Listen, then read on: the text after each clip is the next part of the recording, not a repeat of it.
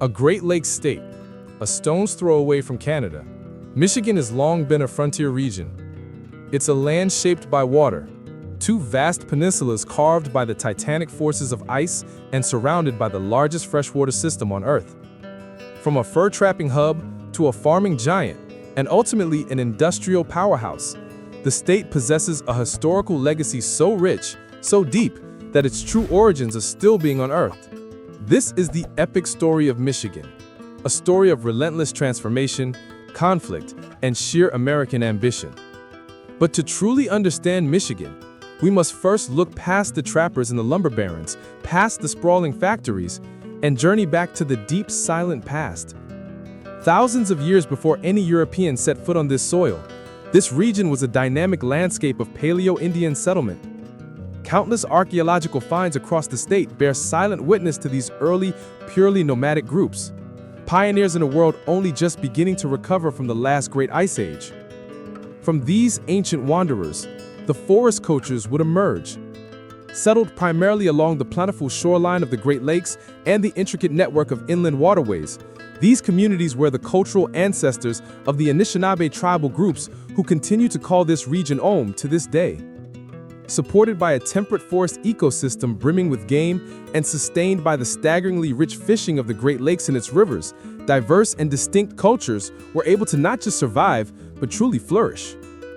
Imagine a life that was both semi-nomadic and settled, where agriculture supplemented the hunter's yield.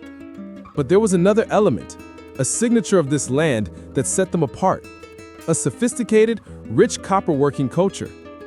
High-purity copper deposits were scattered across the region, particularly the Upper Peninsula. And here is where a profound mystery begins to surface. For centuries, long before the Old World discovered the New, the inhabitants of this land were mining and working metal, not for weapons, but for tools and intricate ornaments. They extracted hundreds of thousands of tons of this metal, a staggering amount. And yet, where did it all go? This Michigan copper traveled. It was included within the extensive Hopewell trade network, an interconnected web running from the southern states right up to the Great Lakes. For nearly 1,000 years, from around 1000 BC to 100 AD, this network thrived. This era saw extensive mound building, reminiscent of its sister state, Illinois, but also unique cultural imprints like the petroglyphs found only in Michigan. Take the historic national park site that features petroglyphs created by the Anishinaabe people. Here, 165 glyphs are etched across a rocky outcrop. These weren't just drawings, they were a library, a way to pass down traditional knowledge and history through the generations, anchoring their culture in the very bedrock of the land. Then, as we move toward the 1500s, a complex series of migrations seemed to have fundamentally reshaped the landscape. Peoples like the Odawa, Ottawa, and Miami arrived, shifting the human geography of Michigan. This movement was, in part, a devastating knock-on effect of another great migration, that of the powerful Iroquois tribal groups from central Canada's south to the Great Lakes region.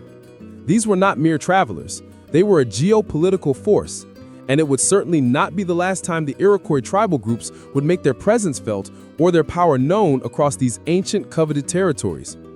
The stage was set, the original inhabitants established, the land's resources laid bare. All that was missing was the arrival of a new, ambitious power from across the Atlantic. The 17th century brought with it a shift in the wind and a sound unlike anything the Great Lakes had heard before: the clang of European ambition. The first official European expedition into this vast territory was led by a Frenchman, a figure shrouded in mystery and daring, Etienne Brulé. Brulé was no ordinary explorer. He was an anomaly, a fascinating individual who had spent considerable time living among the native Huron tribe, meticulously learning their customs, their languages, and the ways of the wilderness. He took his commissions directly from Samuel de Champlain, the influential French colonial figure, with a singular strategic objective: to explore the region further and assimilate with the native peoples. This wasn't just cartography, it was cultural espionage. It was during this embedding that Brulé explored much of the Michigan landmass and charted most of the Great Lakes. With Quebec City established as the beating heart of French operations, these early, deep penetration expeditions helped lay the critical groundwork for an extensive trade network that would eventually stretch staggering distances west and south, a network built on a single, precious commodity: fur. But Brulé's story ends with a chilling footnote. While living embedded with the Huron, he died in mysterious circumstances. Was it an accident of the frontier? Or was it the violent end of a man who knew too much, a man whose loyalties had become too blurred between two opposing worlds? We may never know. What we do know is that the floodgates had been opened. More explorers followed, and with the steady, inexorable growth in the importance of the fur trade through the 1600s, so too grew the trapping industry. These Great Lakes regions were quickly recognized as some of the richest hunting grounds in the world. France, through its policy of cooperation and assimilation, was able to leverage its unique position to effectively dominate the trade for over a century. As French trappers, or coureurs de bois, runners of the woods, traveled further into the interior in a relentless search for the prized beaver pelts, the trade network expanded, and more native groups became intricately involved. The immense revenues generated from this single industry, the North American gold rush of the 17th century, spurred the earliest European infrastructure in the state. We see the emergence of trading posts along the critical waterways, specifically designed to facilitate the purchase of furs from the native peoples. These trading posts were not meant to be mere transient stops. They quickly paved the way for permanent forts and settlements. The first of these would be Sault Ste. Marie in the northern Upper Peninsula. Founded by the tireless French missionary Jacques Marquette, it was followed by the establishment of the first fort at the site of modern-day Detroit in 1701. This two-pronged development reflected the core French interests of the period, extracting wealth in the form of animal pelts and importing Christianity to the native people via religious orders like the Jesuits. Crucially, and unlike the colonial powers that would follow, large-scale European settlement was not pursued. And in that decision lay a profound difference. By avoiding massive land grabs, the French managed to prevent the immediate, significant friction over territory that plagued other colonial regions. The introduction of the pelt trading networks and their accompaniments, such as firearms, liquor, and deadly disease, was disruptive, yes, but it was not a challenge to the natives' fundamental ownership of the land. The status quo, however fragile, held. But the 18th century was coming, and with it, a new age of geopolitical rivalry and settlement.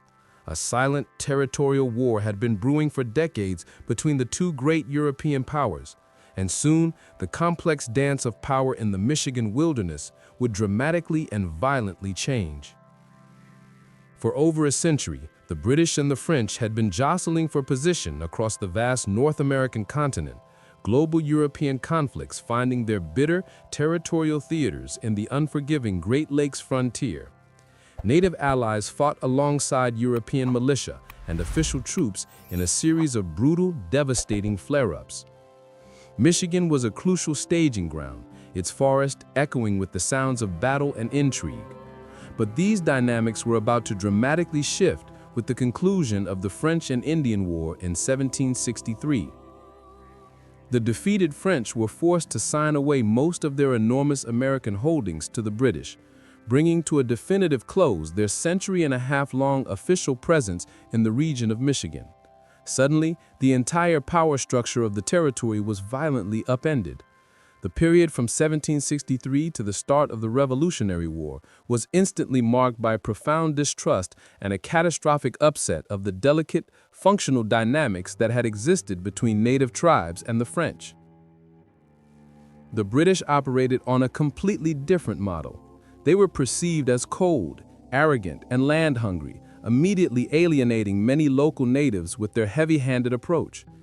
This hostile shift fermented a serious, unified tribal resistance in the region. That resistance would erupt first in Pontiac's War, a massive, organized uprising against the new British occupation, and would culminate decades later in the devastating rebellion led by the legendary Shawnee chief Tecumseh. The natives knew that this time, the challenge was not to the trade, but to their very existence on the land. Though Michigan often felt peripheral to the main theaters of the War of Independence, it was absolutely vital to the British strategy.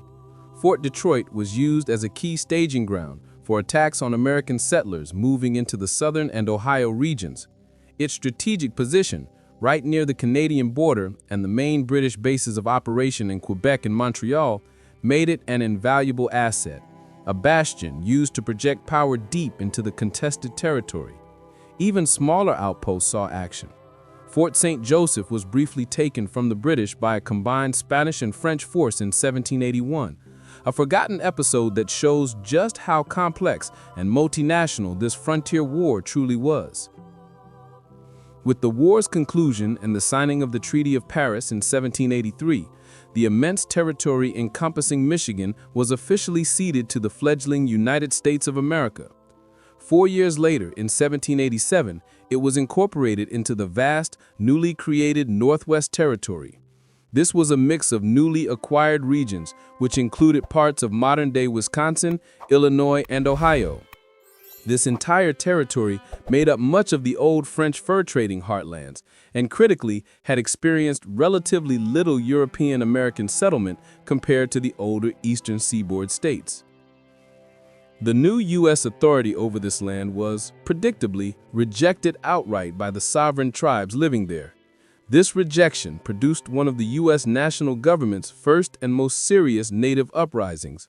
A powerful confederacy known as the Western Alliance had formed under the leadership of the brilliant Shawnee chief Blue Jacket.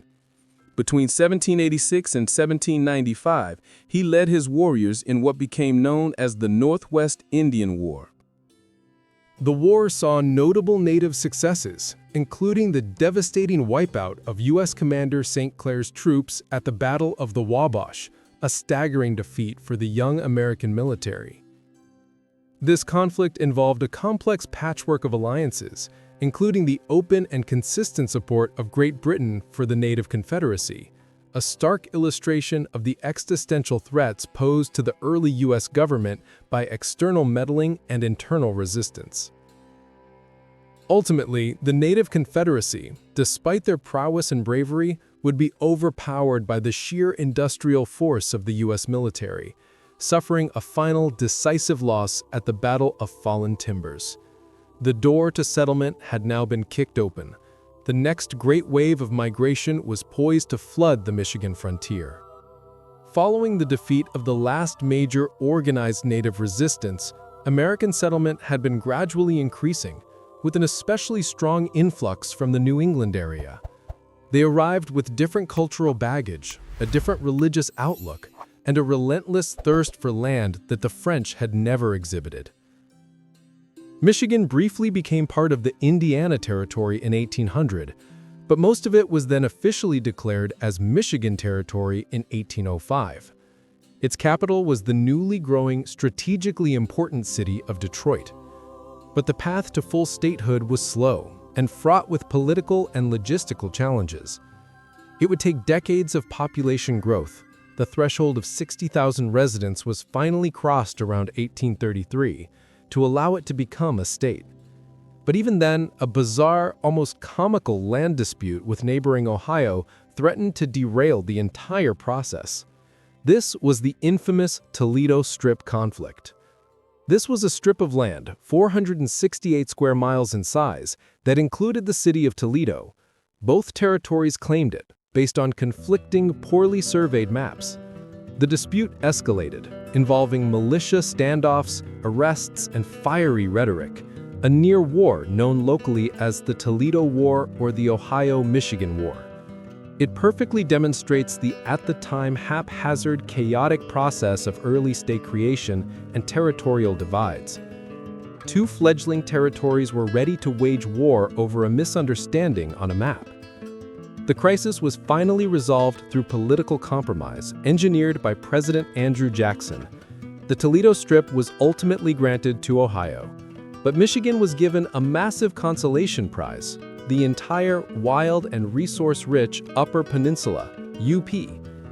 At the time, this was considered a frozen, worthless wilderness by many Eastern politicians. Little did they know that the UP held one of the largest copper and iron ore deposits in the world.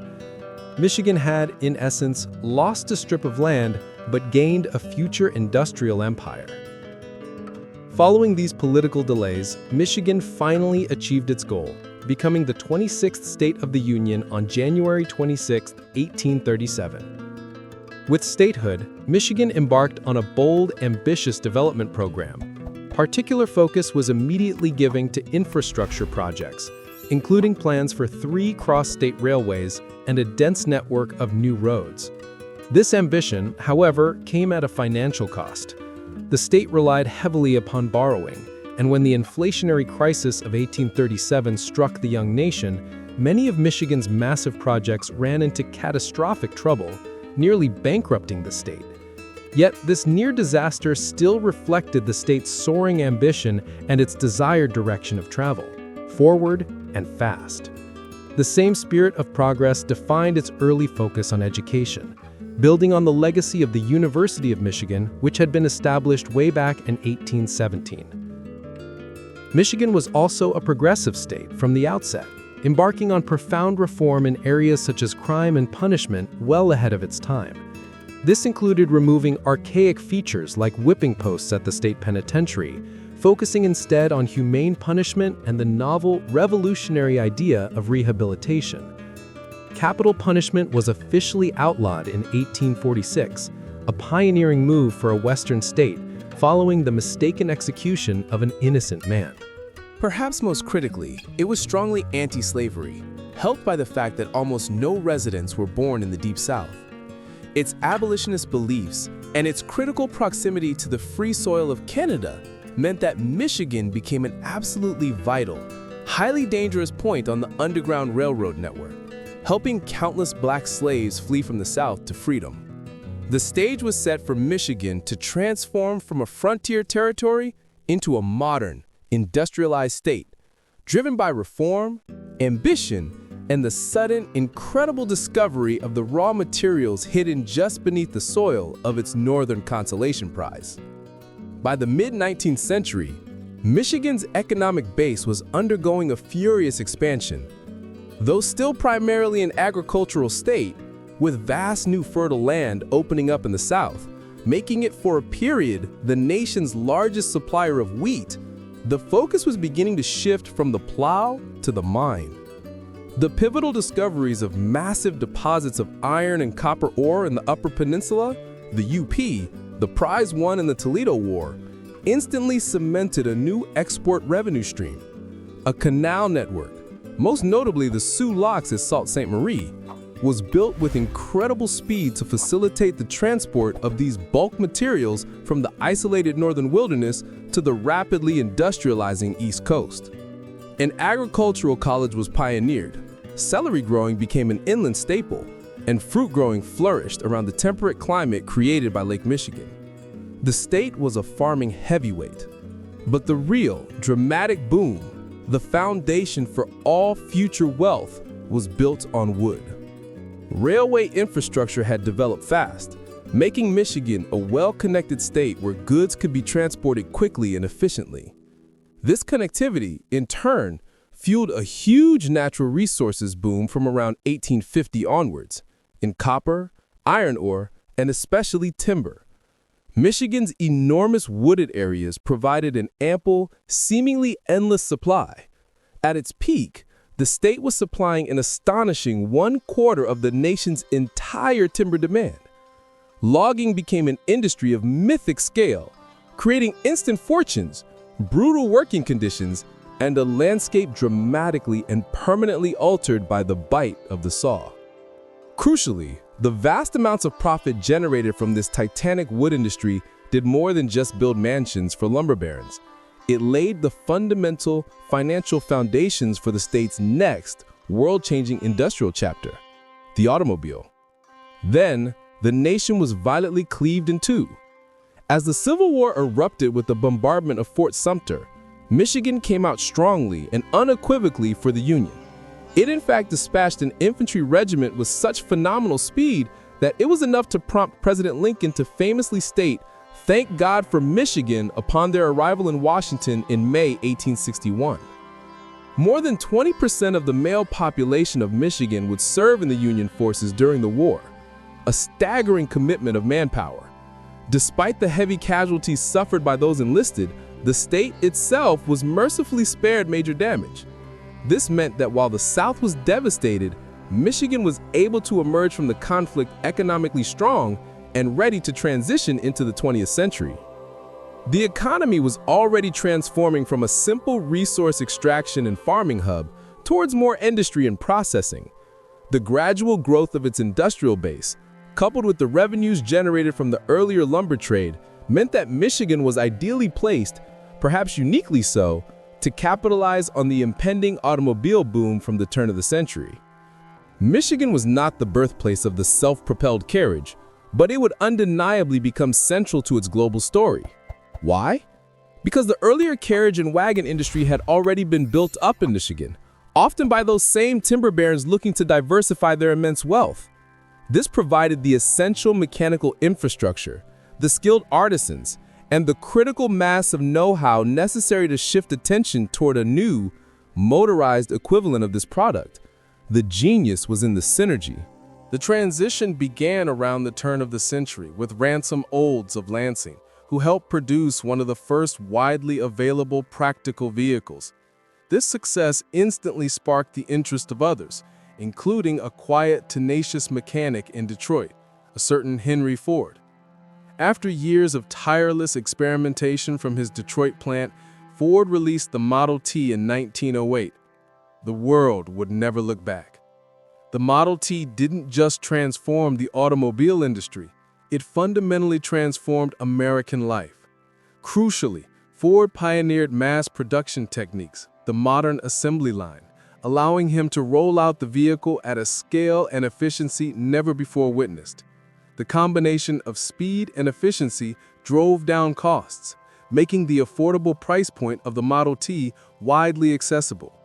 This wasn't just a transport innovation, it was a cultural revolution across America, fueling the need for the build-out of the national road network and changing the very concept of distance and travel. Many other manufacturers quickly built up operations in Detroit, the Dodge brothers, Buick, Cadillac, creating a concentration of industrial genius the world had never seen. By 1940, an astonishing 60% of the world's cars were being made in Michigan. The state had gone from a fur-trapping backwater to the undisputed global epicenter of industrial manufacturing. This was a massive, almost unbelievable economic stimulus. It didn't just boost investment and tax revenue, it triggered a population boom in major cities that defied belief. Detroit, for example, experienced a mind-blowing 500% increase in population between 1910 and 1930. People poured in from across the nation and the globe, drawn to the promise of the $5 a day wage and the almost limitless opportunity of the assembly line.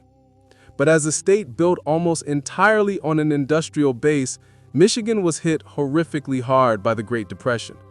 The sudden halt of consumer spending meant the auto plants went silent. Unemployment skyrocketed. It would take a global catastrophe to revive its fortunes.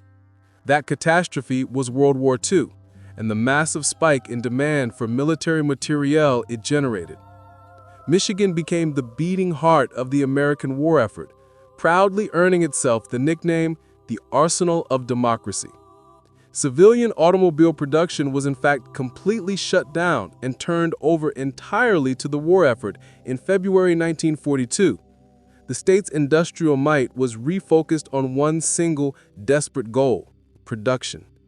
Michigan produced over 25,000 tanks and 8,500 B-24 bombers during the war, transforming massive assembly lines into war machine factories overnight. Following the end of World War II, and against the backdrop of Michigan's continued economic strength, another significant migration occurred: a massive influx of African Americans from the southern states. This great migration had been occurring for decades, with migrants leaving economic hardship in the South for the promise of high-paying employment in industrial hubs like Detroit. This influx, however, profoundly altered social and demographic dynamics, leading to immense strain and flare-ups throughout the 1960s civil rights era, culminating in the devastating Detroit riot of 1967. The economic boom of the post-war years also gave birth to a massive new middle class, which contributed to the growing, corrosive trend of suburbanization. As white families moved out to the newly built suburbs, the core infrastructure, tax base, and social fabric of the inner cities, particularly Detroit, began to unravel. The situation only worsened as the American auto industry suffered severe setbacks and plant closures from the 1970s onwards, losing ground to leaner, more efficient foreign competition. The once buzzing working-class neighborhoods were often left boarded up, crumbling, and crime-ridden. The jewel of the industrial world was facing a protracted, agonizing decline. The story of Michigan, a story of relentless, dramatic cycles, demanded another shift. The sheer depth of the decline in cities like Detroit eventually necessitated a massive, determined response. It would take serious state investment and major redevelopment projects toward the end of the 20th century and into the 21st to attempt to turn this destructive trend around. A new economic focus emerged. Recognizing the unparalleled beauty of the Great Lakes and its two peninsulas, Michigan consciously began to cultivate tourism as a primary industry. Simultaneously, investment flowed into the tech sector, aiming to diversify away from the monolithic dominance of the auto industry and build a 21st century economy on innovation, not just production. Yet the immense challenges for the legacy industrial cities were far from over.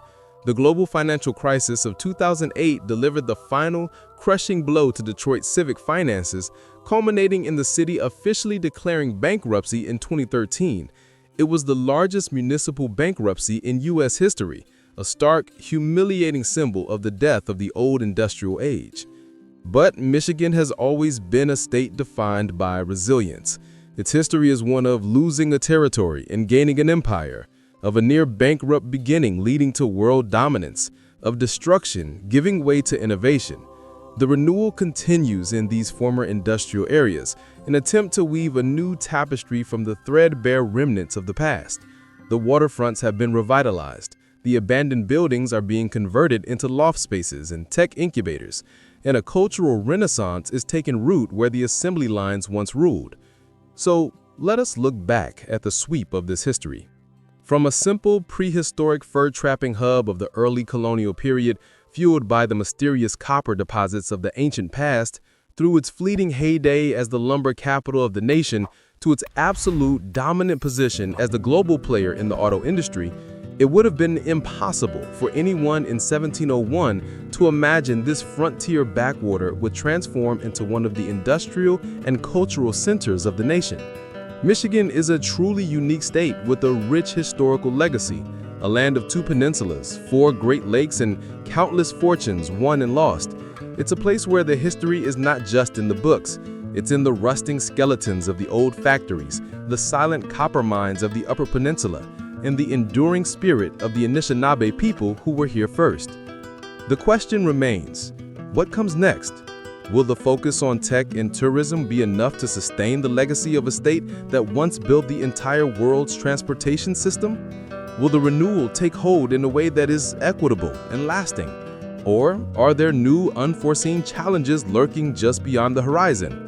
This is the legacy of Michigan, a story of the American dream built on ingenuity, raw materials, and relentless, almost reckless ambition. Now, the future is what we choose to make of it. We've taken you deep into the heart of the Great Lakes state. What do you think about the incredible cycle of boom, bust, and renewal that defines Michigan's story?